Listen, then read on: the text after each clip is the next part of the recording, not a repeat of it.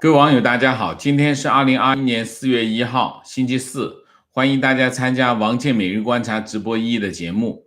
我们今天只有一个主题，题目叫上海人口管理新规触动了中国人哪根神经？新疆话和新疆真相啊。那我们来讲这个话题。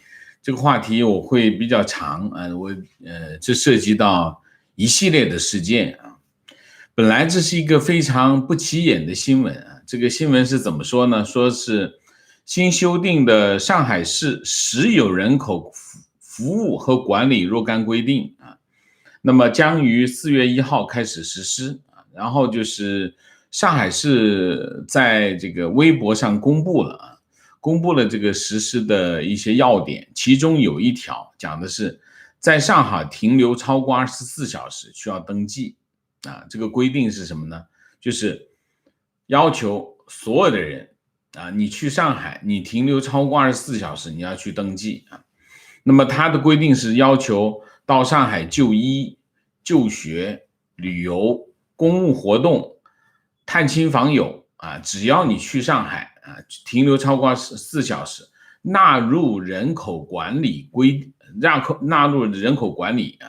那么如果纳入人口管理呢，他就要求呢用人单位比如说像职业中介、房地产中介等服务机构聘用来沪人员或者提供相关服务时，要采集人口信息，还有旅店业其他住宿都集中要把这个客人的这个实有人口，就是客人的这个信息自行登录到这个平台上去那包括姓名、身份证等等。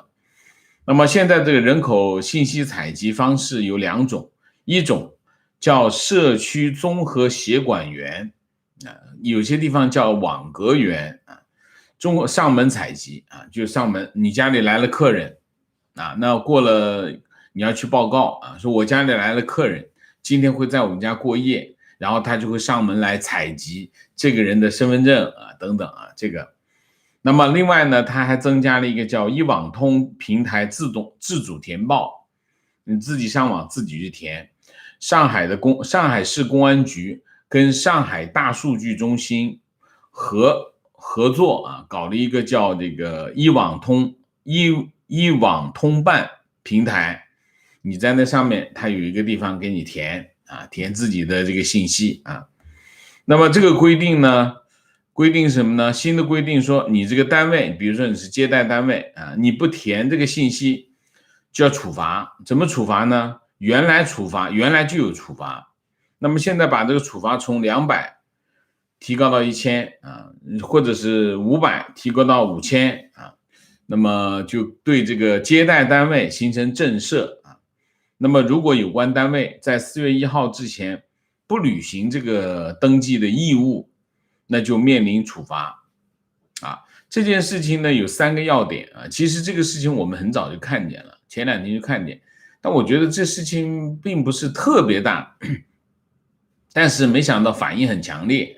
那么我后来想了一下，这个规定有3个要点。第一个，对人身控制到了一个非常高的高度以前没有这么高以前说你哪有听说过你去这个城市要跑到这个公安局登记的，没有听说过现在超过24小时你就要登记，这是第一个，就是对人身的控制非常严这是第一个。第二个，这件事情发生在什么呢？发生在中国最大的城市最先进的大都会，然后城市管理水平最高的上海上海基本上是一个这样的城市在中国所有的城市当中，城市管理水平最高的就是上海。就是说你能够称得上城市的以上海为标的的话，那基本上中国就没几个城市那么意味着什么？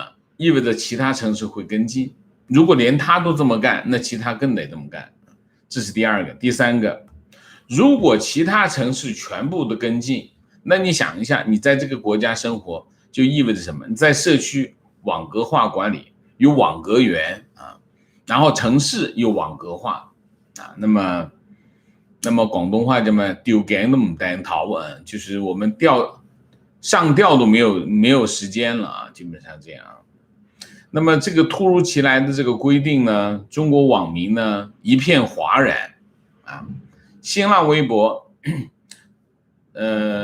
这个阅读量超过1亿6千人次，1亿6千万人次，评论不计其数，一片骂声啊。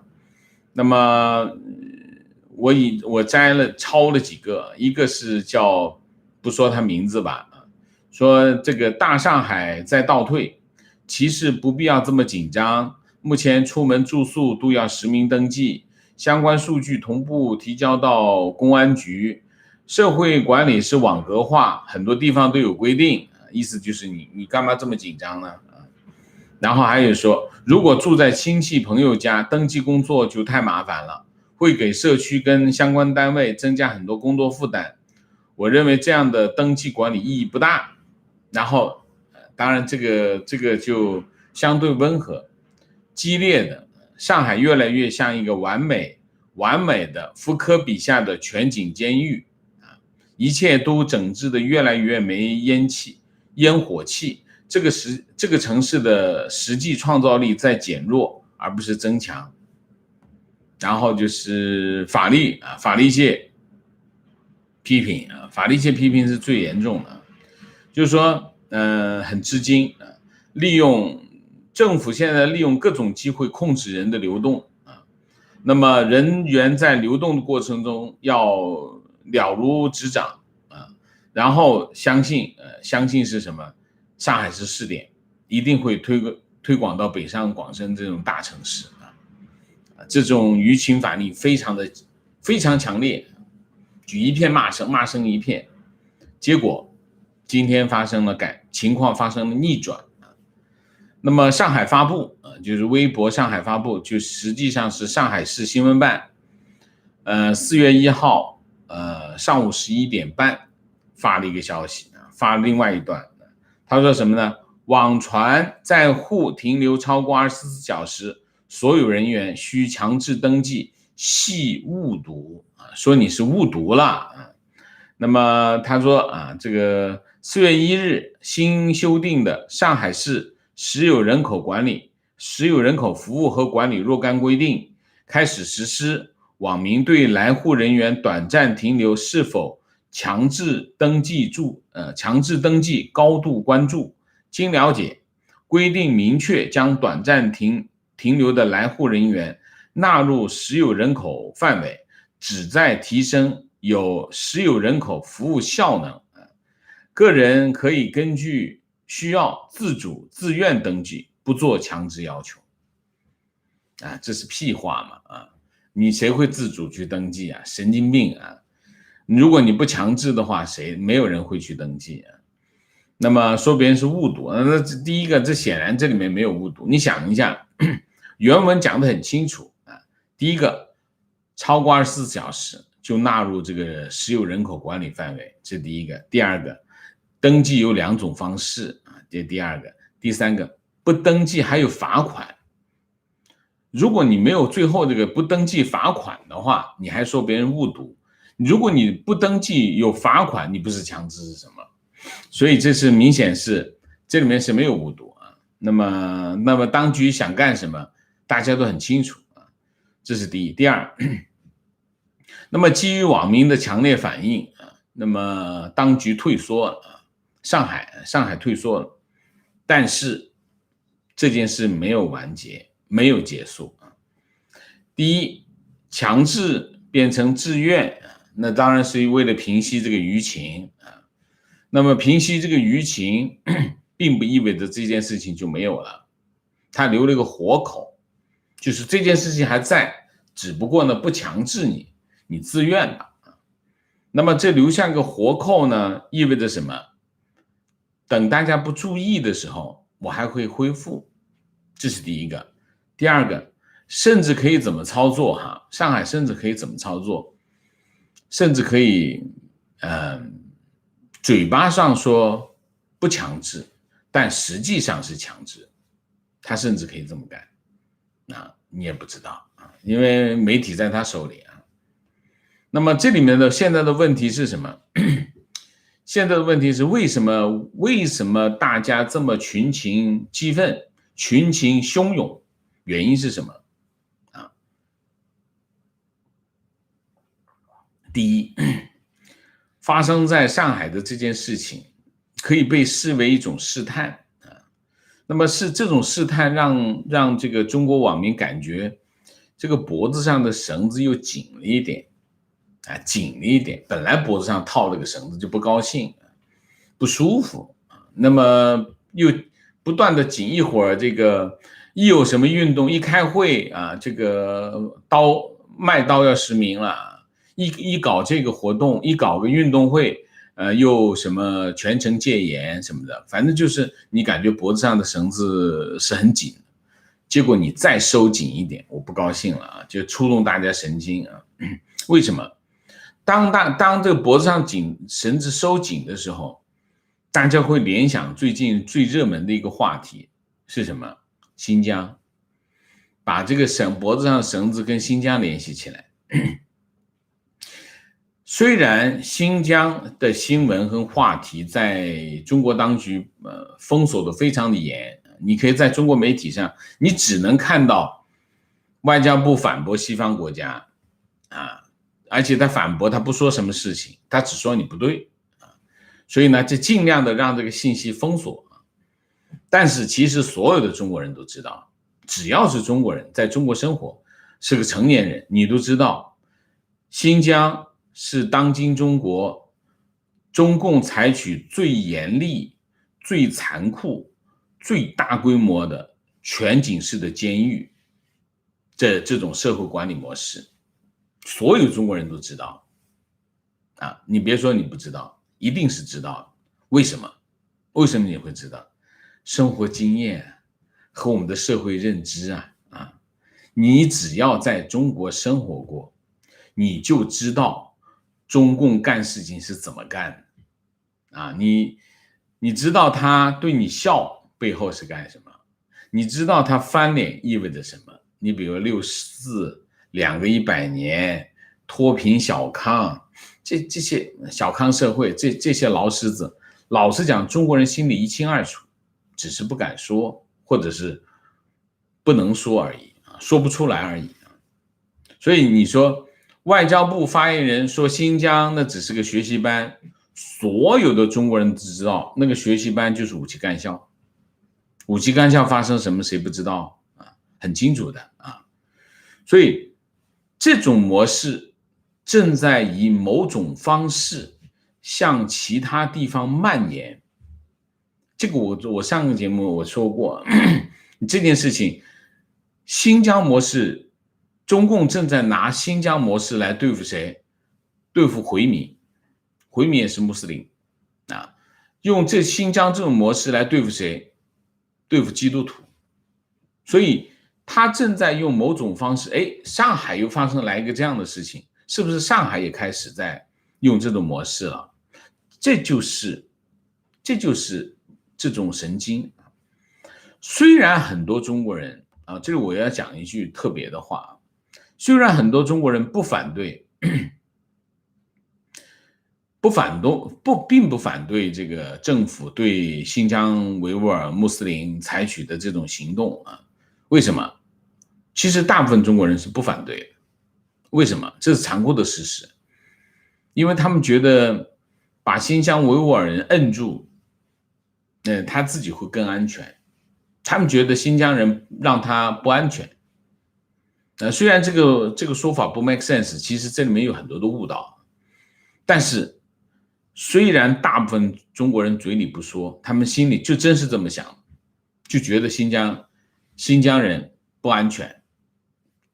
他是默认政府在新疆采取这种方式，他是默认，大部分中国人是默认，这是事实啊。所以其实大部分的中国人，第一是知道政府中共在新疆干了些什么，这是第一个。第二个，大部分中国人觉得，默认政府在那干，中共在那搞那个，行，你就干吧，但嘴巴不说啊，第三条，但是大部分的中国人并不想领教这种新疆模式也就是说，他不想领教这种新疆模式套到自己头上来，所以这就是什么？这就是中国网民的神经，就是你打击那一小5%的少数，行，你就打击吧，但是我不能成为那5%，我万一成为那5%，我就得跳起来。这就是为什么这次，其实你说登记24小时登记算一个大动作吗？不算个大动作。你中共在中国干的这些事情来说，这是个小 case。但是你看中国网民跳那么高，原因是什么？就是触动了这个神经。就是你把这个方法对付穆斯林，维吾尔穆斯林可以，对付这个回民穆斯林可以，对付基督徒可以，但是别对付我，对付我就不行。这就是中国网民就跳了。我就告诉你一个简单的道理，大家一定要记住，这件事情如果发生在新疆，它就会发生在上海。你不保护，你不为维吾尔穆斯林站出来，那么他们的遭遇就会发生在你身上。没有人可以担保你是安全的。问题在哪里？大家其实很多中国人没看清楚这个问题的根本在哪里。问题的根本不是你跟穆斯林之间的关系，或者你跟这个回民之间的关系，或者你跟这个基督徒之间的关系。问题不在于这里，问题在于什么？问题是在于中共和维吾尔穆斯林之间的关系。你和中共之间的关系是什么关系？一个统治者，一个奴隶的关系。所以发生在他身上的事情也会发生在你身上，这才是问题的本质。大家一定要明白，这才是问题的本质。这第二。第三，新疆这种社会管控模式那么是中共的理想模式，他觉得就应该这样控制，全部都在我掌控当中，我所有的东西必须控制得住，管得了就是说可控。中共有一句话用的最多叫可控，可控包括一切，包括你必须在他的控制范围。什么意思？就是让你干什么你就得干什么，你不干不行，不干不行，这才是问题的根本。那么我们来讲一下新疆这件事情。新疆这件事情其实关键是什么？最关键有几个时间节点很重要。第一个时间节点就是2019年11月，《纽约时报》一口气拿到了403页的这个新疆当地的政府文件这是中共几十年来规模最大的一次这个文件泄露事件。这403页的文件呢，给大家提供了一个什么呢？提供让大家知道到底新疆发生了什么事情的一个非常重要的坚实的依据，因为它是政府的文件那么这是一个标志这是一个很重要的标志，就是新疆在此之前关于新疆的很多的事情只有说法没有事实只有各种各样的说法，有很多说法。但是大家知道说法是一回事，见到是另外一回事那么当这个文件放在大家面前的时候，那这件事情就不一样那么泄露的材料包括24份文件那么其中包括有将近200页习近平和其他领导人的讲话150多页是关于管控新疆维吾尔族人口的指示和报告，还有就是把这个限制伊斯兰教的这个措施扩大到中国其他的地方所以文件显示，这个文件最终的结论是什么？过去3年里，新疆当局把将近100多万维吾尔族穆斯林、维吾尔族、哈萨克族还有其他少数民族的人关进拘留营和监狱，100多万。这就是目前最让国际社会震惊和帮助国际社会理解发生在新疆的状况的一个标志性的事件。所以2019年11月是个非常重要的一个时间节点，从此国际社会开始关注新疆，发生在新疆的各种的反人类的这个行为被曝光啊，其中包括对维族妇女的这种系统性的强奸和这种绝育啊，包括强制劳动等等一系列的事件开始陆陆续续曝光。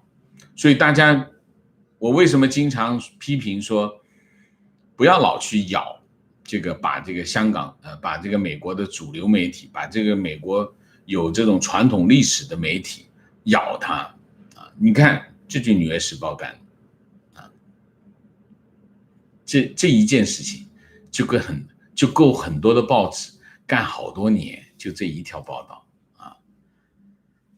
所以这一系列的曝光，新闻的曝光和什么有关系？和中美关系交恶两件事情同步发生的时候，那么新疆事件就成为西方国家、西方社会解读中共政权的一个角度或者是一种方式。很多人无法理解中共的很多行为和表现，当他加入新疆这件事情的时候，他的理解能力就会提高很多啊，因为它具有一种形象化的标志啊，所以把中共当作一个战略威胁，新疆事件是一个非常好的注脚啊。那么这件事情从哪里开始？这件事情又是从习近平上台开始。新疆从2012年开始就开始全面收紧新疆的控制和压制啊。那么在新疆的县、市、镇啊、区推行什么呢？推行叫三化建设，社区三化建设。社区三化建设叫什么？叫单位化管理、网格化覆盖、社会化服务啊。社会化服务是骗人的啊。然后单位化管理是什么？大家知道什么叫单位吗？单位就是你啥都知道。网格化覆盖是什么？网格化覆盖就是没有看不见的地方。单位化管理就是贴身啊。然后叫四知、四清、四掌握的工作机制。四知是什么？四知就是知辖区住户的每个家庭成员基本情况及其社会关系，这是第一知。第二，知每个家庭的经济状况，第二知。第三知，知每个家庭成员的政治表现，第四，知每个家庭成员遵纪守法情况，就叫四知。然后四清，辖区就业情况清，重点人员情况清。什么叫重点人员啊？你就别成为重点人员啊，这就是那5%啊。流动人口情况清，贫困群体情况清啊。四清。四掌握，你想一下这是什么啊？这就是监狱啊。辖区基本情况其社情动态、宗教活动情况、居民的热点难点问题、各类积极分子情况啊，这就叫四知、四清、四掌握。然后就对全新疆的这个，特别是针对什么宗教啊，宗教的压制。当然这种控制和压制的结果是什么？就是新疆这个少数民族的反抗啊，激烈的反抗。其中维吾尔的穆斯林的反抗得到了中亚地区的穆斯林的支持和援助啊。那么中共就开始，大家记住，把你描绘成疆独就是一种手段啊。我们后面还会讲啊，这是中共的习惯，就是非常熟练的操作啊，疆独，然后利用这个美国的反恐战争啊，把疆独描绘成为暴力恐怖组织啊，然后控制和打击越来越激烈，反抗也越来越激烈。到了2014年就是个转折点，在新疆2014年是个非常重要的一个转折点。2014年发生了一件非常重要的事件，就是昆明火车站袭击恐怖袭击事件啊。2014年3月1号晚上9点，昆明火车站5名统一着装黑色服装的新疆维吾尔人对火车站旅客发动了一场无差别攻击。什么叫无差别攻击？就是见人就攻击，拿刀子砍，造成31名平民死亡，141人受伤，5名参与者，4人当场被击毙，1人受伤被捕。那么然后后来当局说，另外还有3名策划者，其实在2月27号已经被拘捕。当时的这个云南省委书记秦光荣大家记得吗？后来落马就变成了一个无恶不作的一个贪污犯啊。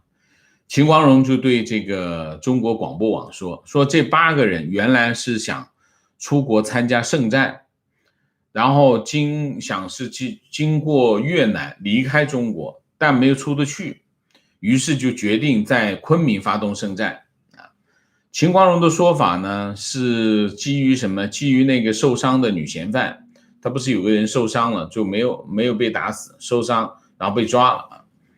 那么后来这篇稿子呢，在网上给删掉了，但在删之前呢，其他网站又在转，所以其实这篇稿子还能找到。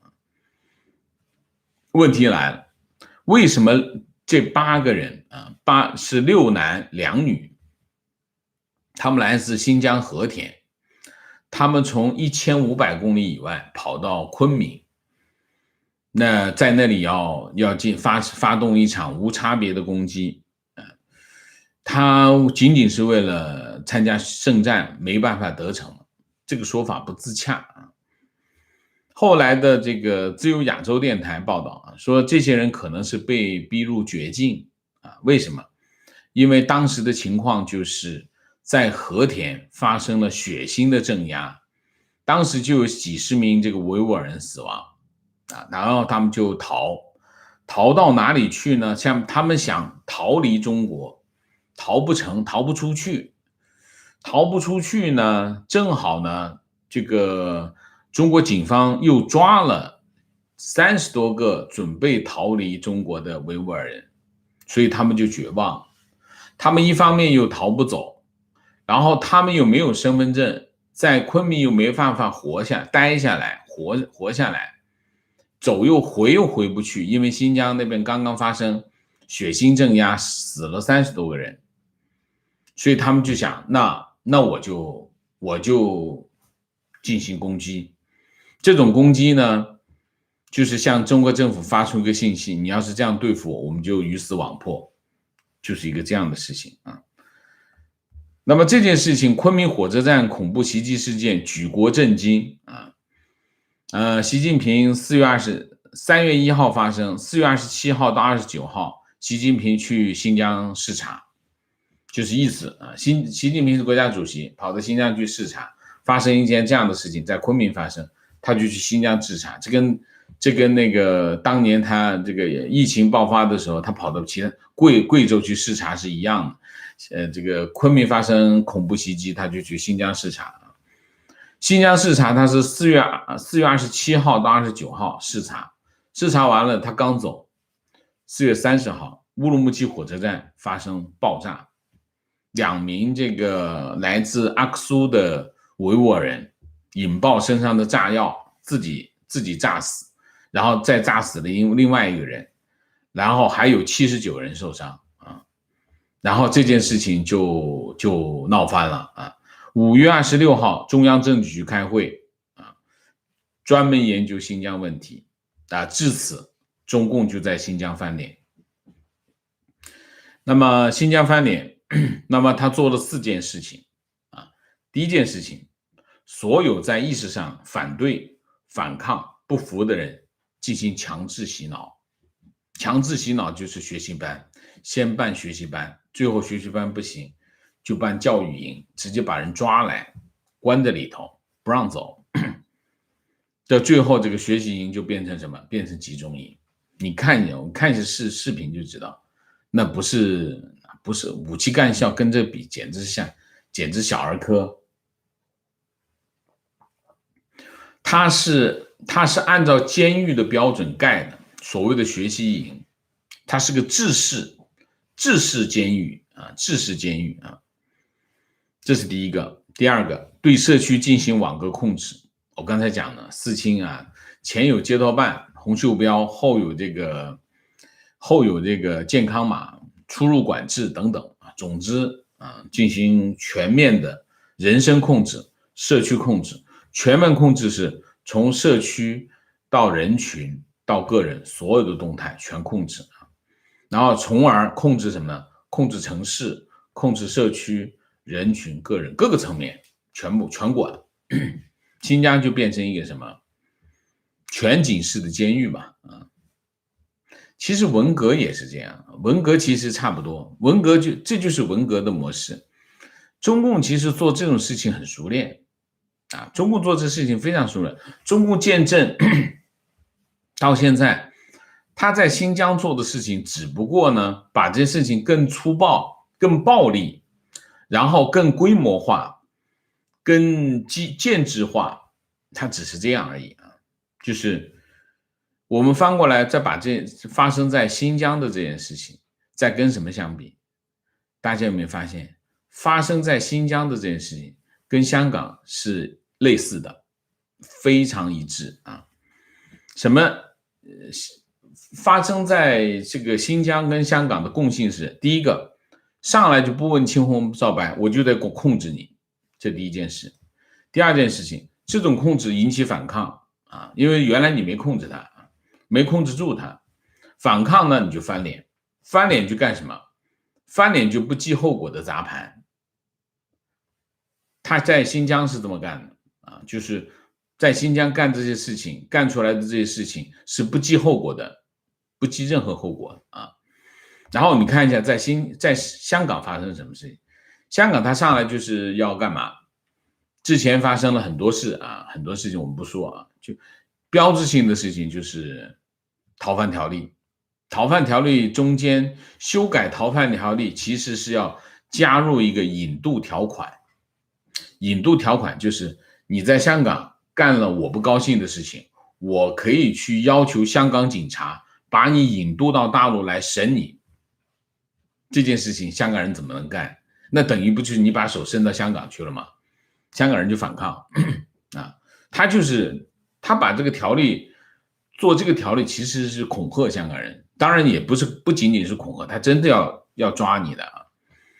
那么就是告诉香港人，你不能让我不高兴，你让我不高兴的话，我就能抓你啊，就这个意思啊。那当然香港人不干，香港人就大规模的反抗，大规模的反抗，反送中运动就这么来的。香港人一反抗，就跑出来一样东西，很像的东西。那边是疆独，对不对啊？这边就跑出个港独。发明港独的是梁振英啊，梁振英就揣摩这个北京的意思，就发明一个港独，港独就跑出来，然后就开始讲你这些反抗的人是要港独，这跟讲这个维吾尔穆斯林是要疆独是一样的。中国人就一直在洗脑大一统啊，中国人洗脑大一统，我们从小也是被洗脑，大家就知道大一统的力量在哪里嘛。所以很多中国人一听疆独，哎，那要反对，就不管青红皂白，就先反对再说，因为他不知道真相啊。那么不问青红皂白，这港独是吧？港独就反对，这就是为什么所以其实中共的洗脑它并不是盲目的，它是非常有针对性，它成系统的，它会有很高的效率。然后呢，反送中不成功是吧？不成功翻脸，中共就翻脸。中共翻脸干什么？他不是盖监狱，在香港盖监狱盖不了，那怎么办？港版国安法上，港版国安法就直接在香港建一个新的帽子，其实差不多，跟在新疆建这个集中营差不多。就你看现在把这个香港的这些刚刚判黎智英这个他们这七个人判有罪，抓起来，一样的。其实啊，国安法就是做这个事情啊，做这个事情。那然后就不服是吧？不服就港版国安法上，港版国安法一上，整个社会一片混乱，香港社会一片混乱，一看这局面控制不住了，局面控制不住怎么办？那就修改选举制度啊，修改选举制度，防止局面失控。那这件事情就越走越远了，回不来了，香港就完蛋了，香港就变成一个什么？香港就变成一个跟上海、跟北京、跟广州、深圳没区别的城市。所以你可以看到的很清楚，发生在香港的事情跟发生在新疆的事情其实是很像的，基本上是差不多的，只不过两个地方的情况不一样，所以他采取的手段有区别，但是模式是共同的。他就上来不恨青红皂白，就控制你，控制你反抗，反抗就翻脸，翻脸就砸盘，砸盘就是不计后果的毁坏一切，当然主要是伤害你啊。所以呢，这里面我们从上海人口管理的这个规定啊，我们延伸出来看到的是什么？看到的是其实是中共习近平所谓的叫治国理政，习近平经常吹嘘他的治国理政啊，习近平的治国理政就是到处把事情搞翻，他跑到新疆去，新疆搞翻；他跑到香港去，香港搞翻；他跑到美国去，美国搞翻。中国跟西方关系现在一片混乱啊，这就是习近平的治国理政，这就是他的本质啊。所以你可以看到，通过上海的这个人口管理，大家可以看到，中共认为新疆的模式很成功啊，因为他控制了，实行这种模式之后，维吾尔穆斯林无法反抗，在没反抗之前他已经把他关起来了，你怎么反抗？所以这是第一个。第二个，他一定会全国推广，上海只是一个试探啊！我在这里特别记住，大家记住，还是我重复一下，支持新疆维吾尔人，就支持香港人，就是支持你自己。这件事情会发生在新疆，也会发生在香港，也会发生在北京，也会发生在上海，也会发生在深圳，也会发生在广州、重庆、大连、沈阳、西安任何一个城市。这跟你乖不乖没有关系，你别觉得我很乖啊，我啥都不说啊，我表现得很好啊，这跟你乖不乖没关系，这跟谁没有关系？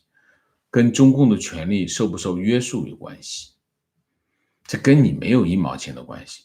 这个社会主义共产党的铁拳砸下来，跟你乖不乖没关系，跟他想不想砸哪里有关系。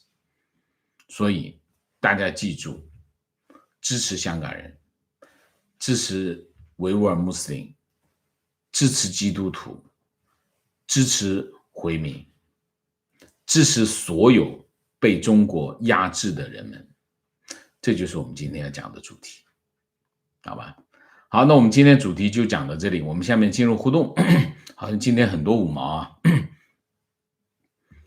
那么互动之前温馨提示，请大家点赞，请新来的网友订阅，请大家加入我们的会员，支持我们做更好的节目。那么进入互动之后，请大家不要聊天，4个情况、问题、观点、情绪啊。那么请管理员把所有的五毛全给我踢出去啊，不用给他们发言权。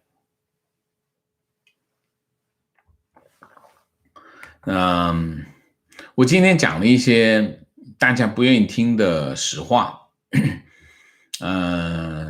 这些实话呢，老实讲，我在心里已经装了很长时间。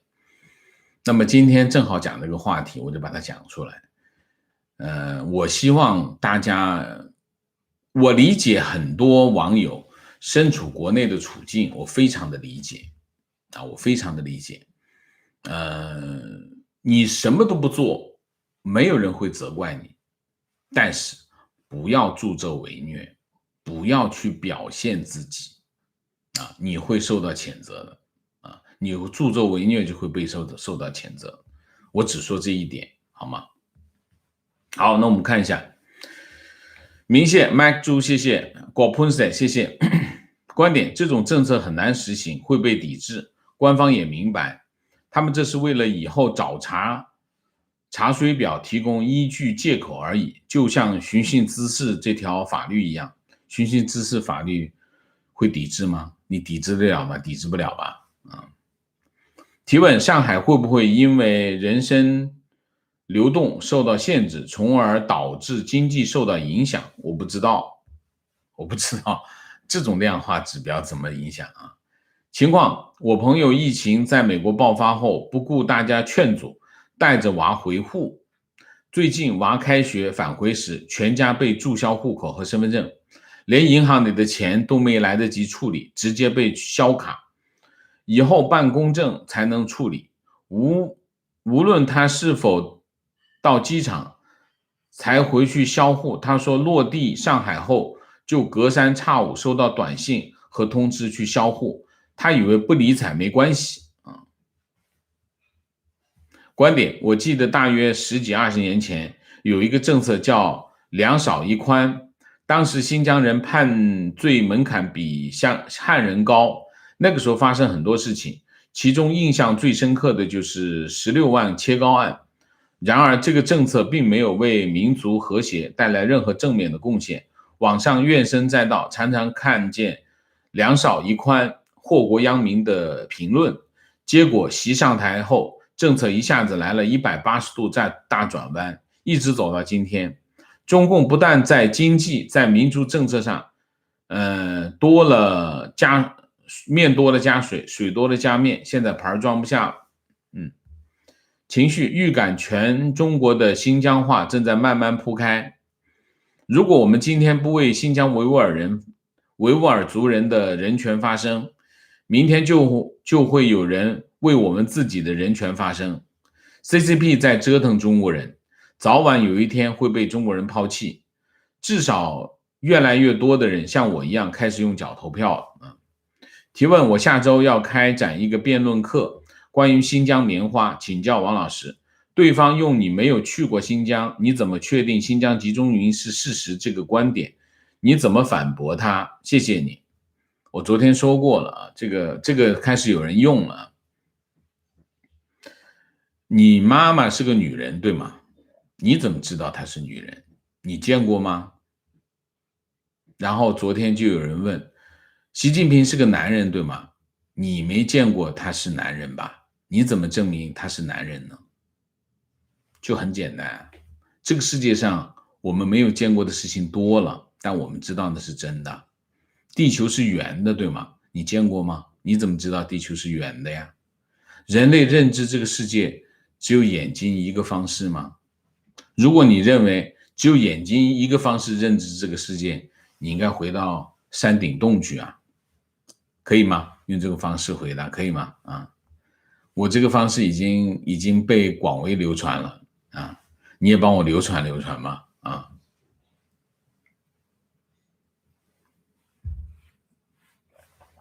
观点：新疆议题，中国外交部都在胡扯。第一，新疆人口增长不代表新疆维吾尔人的增长，也可能是中国派军或者是移民实边的结果。第二，新疆棉花，中国外交部回应是棉花已经机械化，但没有说采完棉花之后处理这些棉花工厂有没有穆斯林的血汗。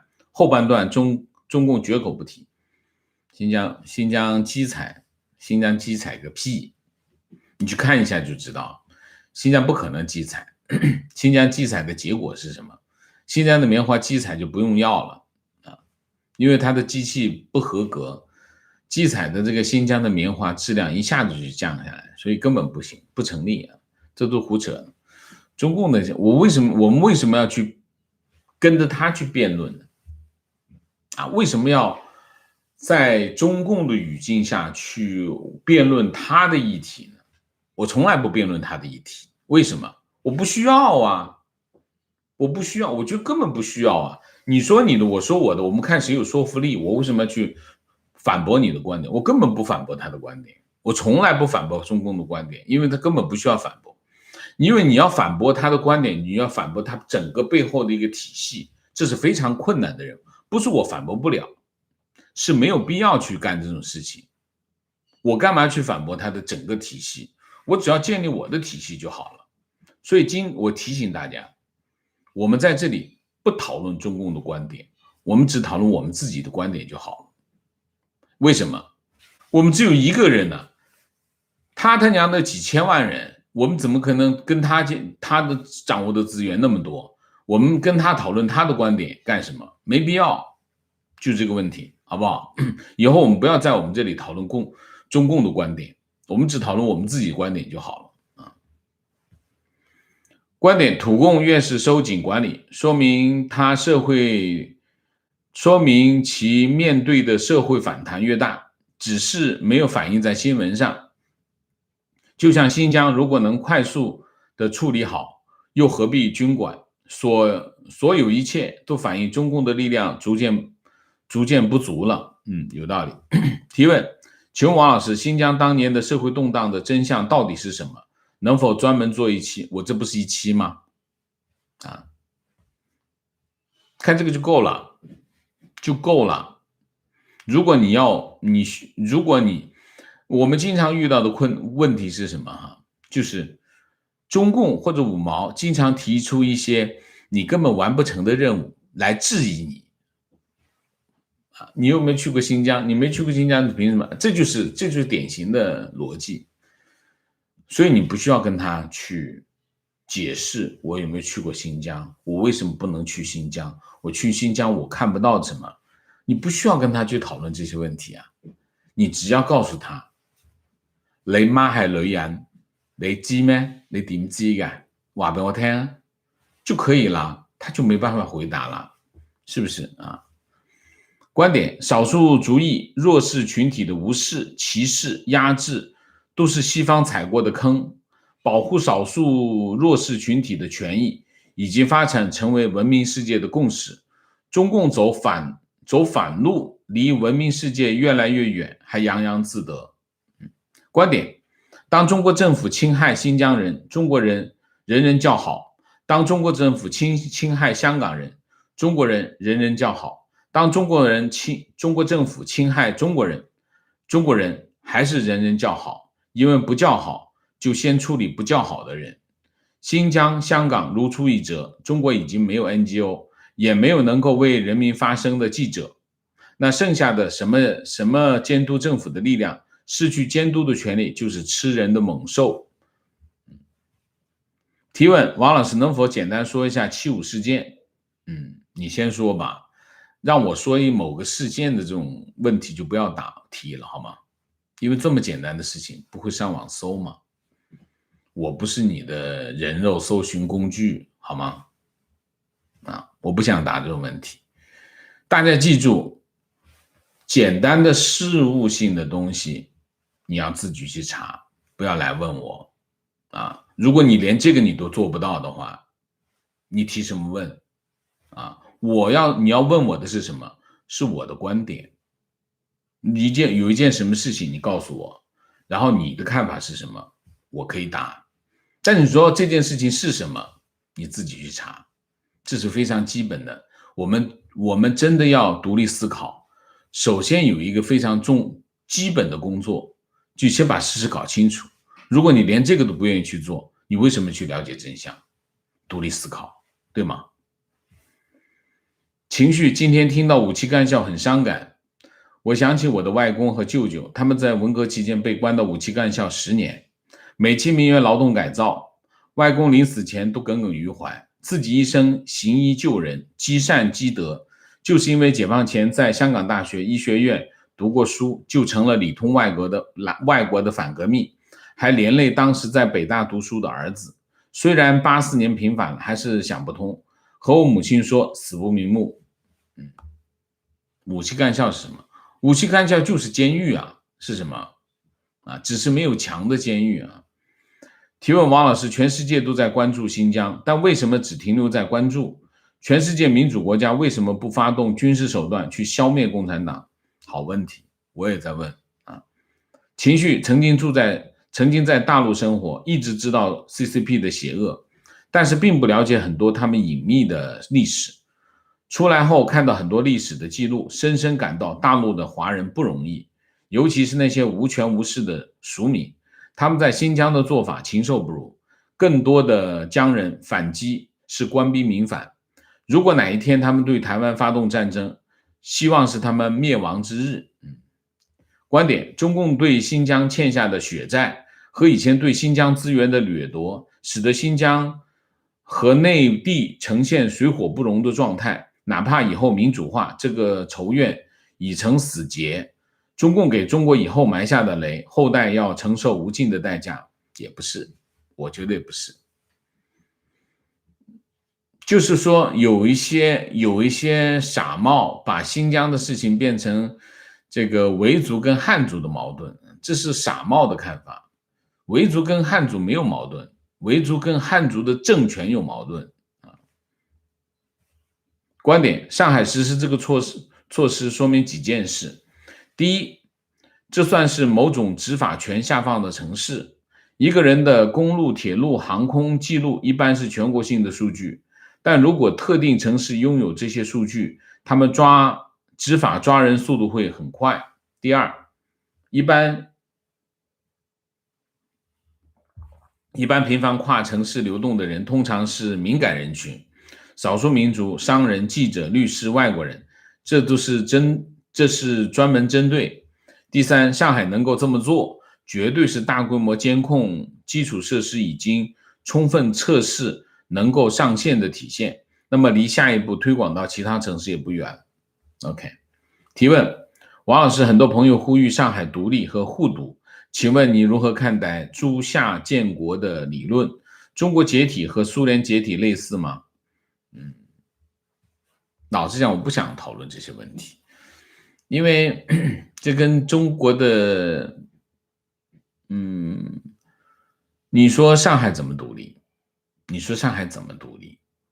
上海如果离开了浙江、江苏和安徽、江西这些内陆腹地，它的经济会变成什么样子？所以我们讨论这些问题，你能不能讨论一些管用的东西呢？我觉得现在海外有一些就是喜欢就是务这种虚啊，这种务这种虚，就是虚无缥缈，讨论的很起劲啊，天马行空，使劲展开你想象的翅膀。对，没问题，你可以去想，不拦着你。但是我们的公共空间是有限的，我们把这公共空间拿来干什么？拿来做更有价值的事情，好不好？如果你生命那么有价值，你应该把你的生命放到能够真正影响、帮助那些受压迫的人的身上，会更好。你说呢？好不好？所以我建议你还是把关注点放到我们实际的情况上来啊。观点：最初听说大饥荒时，河南农村封路封村，不许灾民外逃要饭，整村的人被饿死的文章时，也是将信将疑，以为政府不会作恶如此。去年武汉疫情，封门、封楼、封村、封路，同样的事情真真切切的发生在眼前。至此，我完全相信中共治下可能的恶行可以超出人的想象，非常非常正确啊！观点：中共就是蚕食政策，永远笑脸相迎，然后背后捅刀。任何挑战中共权威的行为都会被视为挑战权威啊，政权啊。观点：习的扶贫和反腐都是假的。王先生之前的视频已经详细解释过，五毛还拿这2点来忽悠，以为这里的网友和国内的一样好骗吗？中国人也不拥护习和中共，只是被枪顶着，不敢说不。秦皇前一段时间跟墙内博士闲聊到新疆还有香港，我表示担心我们自己终有一天会成为专制的对象。他居然说成大事必须牺牲一小部分。天哪，我背后一阵发凉。这种人掌握的知识越多，祸害越大。博士，博士好吗？提问：我和王老师一样，特别反感低人权优势，但同时也十分迷茫。靠着低人权优势获得竞争优势的公司，最终会不会把重视人权的公司击垮？就如同愿意996的员工最终把不愿意加班的员工挤走。面对所谓低人权竞争优势的来袭，重视人权的企业应该如何活下来呢？甚至反击呢？那我不知道。反正你在美国没有这样的低人权优势的公司取得竞争优势的。那么说明什么？我以前写过，我上个星期写过一篇文章，说什么呢？说这个其实是我们之前的一个聚会啊，我把那个聚会拢了一下，变成一篇文章。最后一句话这么说啊，我找一下这篇文章，念给大家听一下啊，关于学习的分享啊。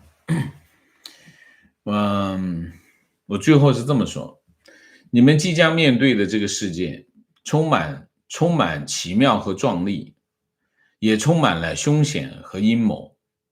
我们除了准备自己的能力之外，就是准备好心态，坦然接受努力的结果，然后才是不满足，继续努力。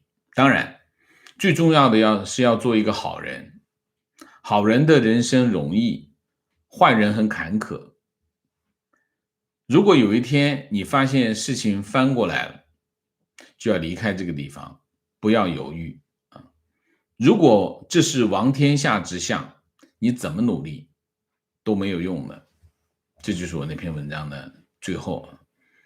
同样的道理啊，就是说，如果你想做一个好人，你发现是很困难的，那你就要离开那个地方。你做坏人更容易，做好人更困难，那你就要离开那个地方。同样的道理，你一个企业，你只有做恶、做坏事，你才能生存下来。压榨你的同事，压榨你的员工啊，无底线的压榨你才能活下来。这是什么？这就是王天下之相，那你就应该离开。一样的道理，你说我有什么办法能够反击？你反击，你只有更加残酷的压榨你的员工，你才能反击，对吧？否则你怎么竞争？你说怎么竞争？我不知道啊。观点：王老师是把中共的本质分析的最透彻的自媒体，而且对执政者有肉眼可见的影响和改变，太宝贵了，谢谢。提问：记得王老师在一期节目中讲过明辨性思维在各国的情况，明辨性思维在各国的问题啊。中国一直在下降，现在看 CCP 发言的观点越来越没有逻辑，不能就事论事，这是否符合中国明辨性思维能力下降的趋势，或者是 CCP 从本质上抵制这种思维？中共我们以前经常有一个说法，说说邓小平不行，邓小平没理论啊。邓小平你看大家很佩服谁？我们以前年轻的时候佩服谁？佩服毛泽东啊。毛泽东呢，咔5卷文章写得很漂亮啊，有成理论成体系啊，毛泽东思想啊厉害，非常敬佩啊。那么毛泽东的你可以看毛泽东那么多文章，他建立的一套体系是什么？其实就是阶级斗争4个字。阶级斗争，阶级斗争无非是2点，第一个是敌，第二个是我。敌我有3个，处理好敌我有3个。什么叫处理好敌我有3个？就是不同时期根据不同的任务去把不同的人当作敌人，然后把他周围的人变成友，然后就打击5%，这就是中共一直在干的事情。毛泽东其实他的理论就是阶级斗争，没有别的。所以他建立一套这样的理论，建立一套这样的说法，这他厉害，是的确厉害。但是又怎么样呢？他其实跟现在习近平这个胡说八道，完全没有逻辑，广撒胡椒面有区别吗？其实没有区别。为什么？他们都是一样的，反人类一样的，只是这个在宰猪之前讲一套我为什么宰这个猪，就宰这个猪的合理性是什么，然后最后把这个猪宰了。另外一个呢，上去二话不说直接捅一刀，没有区别其实。所以你说他现在这个逻辑下降，是不是反映了他抵制这个思维？他从来就没有逻辑，他从头到尾就没有逻辑。毛泽东讲的那套东西，它并不是逻辑，它只是他声音编造出来的一个故事，没有逻辑。这世界上有2种逻辑，一种叫逻辑，一种叫中共的逻辑。中共逻辑跟逻辑是完全对立的。观点：大陆破局最大的关键在于怎么绕开中共的管控下传播真相和信息。但是随着中共的科技越来越先进，这种破局越来越困难。提问：请问王老师，有什么途径影响美国西方政治？国内只能寄望于国际社会给予 CCP 更大的压力，不让他们胡来折腾。胡锦涛、温家宝这样的温和改革派已经失去了，才知道多么重要，可惜已经下台。胡锦涛温和改革派，我觉得你们都搞错了。共产党只有一种共产党，就是共产党本身。它有长不同的样子，它有不同的性格，它有不同的方式，但它都是共产党。你别搞错了，白马非马的逻辑，不要犯白马非马的逻辑错误。OK？ 知道维稳是谁发明的吗？维稳是江泽民发明的。知道维稳体制是谁建立的吗？维稳体制是胡锦涛建立的。知道和谐是什么吗？和谐就是把你抓起来，这就是胡锦涛。所以我不知道为什么觉得胡锦涛很重要，胡锦涛只是另外一个中共总书记而已，他只是比较笨，他只是影响力比较小。你要是没有江泽民试试看，我觉得他不会比这个习近平混蛋多少，差多少啊？观点：很赞同王老师的观点。我在国内是一个医生，实在受不了这个黑暗的医疗体系，所以出来了。虽然人到中年，学习语言也很吃力，但我不后悔，至少我每天都能坦坦荡荡的活着，非常正确啊！你想想，国内的这些医生，那你天天干的这些事情，多少人在他一支笔下面这个破产啊？情况：上海出现政府部门在社会上招募人员代替政府机关工作人员打疫苗的情况，要求不能登记过，打完后马上给钱，60块钱一位。OK， 还这样的事情，谁呀？政府不招募代替机关工作人员打疫苗，这也是弄虚作假吧？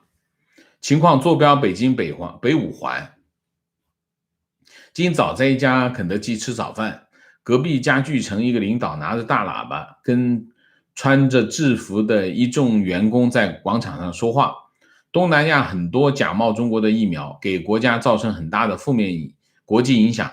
之后讲到该家具城员工目前疫苗施打率只有 80%， 要争取到 95%， 近乎强制的口吻。 OK， 情况：坐标北京，魔都都强制打疫苗，而且疫苗只有6个月有效期，本人3甲医院医生，打了疫苗人住院一样也要做核酸检测，因为院领导说打了疫苗一样可能感染，不是100%免疫。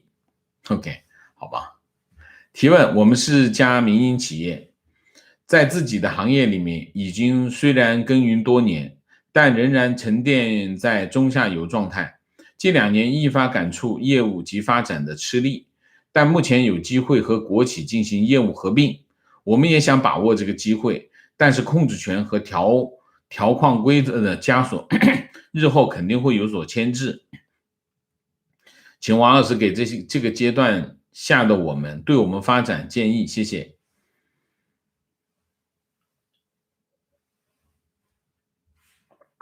老实讲呢，我就没见过一个人跟国企合作有好下场啊，我没见过一个人。也许你对国企的领导有控制力，但是别忘了，国企的领导会换的啊。大部分民企都觉得，我只要搞定这国企的领导，我就能够搞定他。你太小看共产党了，你太小看这些官员了啊！你天天在搞业务，他天天在琢磨你，你跟他能斗吗？斗不过他的。记住，没有人在中国境内，没有人斗得过共产党，他就是干这个的。所以我还是劝你，你呢，如果你觉得发展不够快这个叫什么？这个处于中下游状态，要跟国企和业务合并，我觉得这基本上是与虎谋皮这件事情我不看好，我也不鼓励你干这种事情。火中取栗呢，会烧到手的。我情愿呢，如果我是你，我情愿呢就守着1亩3分地，老婆孩子热炕头，我就能干多大干多大至于说发展碰机会，我不觉得这是一个机会，这不是对你的牵制啊，不是牵制啊，我怕你到时候可小面都没有了。这个我看的是，我们实在这种案例实在见得太多，你参考一下。我强烈建议你不要太乐观，不要觉得这个领导我搞得定，这一票领导我都能搞定。我告诉你，有一天这一票领导换成另外一个人，这故事就不一样了。共产党翻脸不认人的事情还少吗？好吧。好，明谢。